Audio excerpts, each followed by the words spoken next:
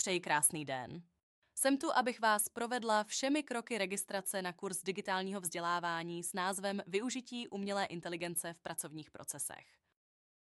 Nemějte obavy, společně to zvládneme. Začněme tím, že navštívíme stránku Úřadu práce České republiky.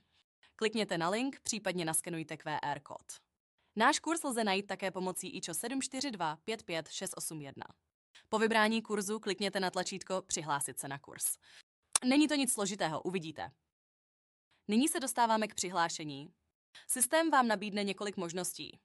Doporučujeme použít bankovní identitu. Je to jednoduché a bezpečné. Přihlásíte se stejně, jako když se díváte na svůj účet v internetovém bankovnictví. Pro nejlepší funkčnost doporučujeme použít prohlížeč Google Chrome. Pokud byste měli jakékoliv potíže, jsme tu pro vás. Po přihlášení uvidíte informace o ceně kurzu. Dobrou zprávou je, že 82% ceny je hrazeno úřadem práce.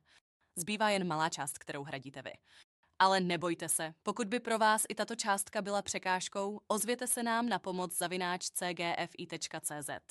Máme partnery, kteří rádi pomohou těm, kteří mají chuť se rozvíjet. Další krok je vyplnění formuláře o vaší motivaci a dovednostech. Buďte upřímní a pište od srdce. Není třeba nic přikrášlovat, jsme tu proto, abychom vám pomohli růst. Po odeslání se přihláška dostane k vašemu příslušnému úřadu práce. Možná vás budou kontaktovat pro doplnění informací. To je běžná součást procesu a není třeba se znepokojovat. Až bude vše schváleno, můžete se těšit na kurz. Doporučujeme přinést si vlastní notebook, abyste mohli všechno hned vyzkoušet.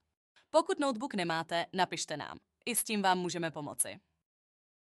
Pamatujte, že v každém kroku procesu jsme tu pro vás. Pokud budete mít jakékoliv otázky nebo obavy, neváhejte nás kontaktovat na pomoc@cgfi.cz nebo zavolejte na 775 426 922. Jsme připraveni vám pomoci a podpořit vás na vaší cestě k novým dovednostem. Společně to zvládneme a otevřeme vám dveře k vzrušujícímu světu umělé inteligence. Těšíme se na vás na kurzu.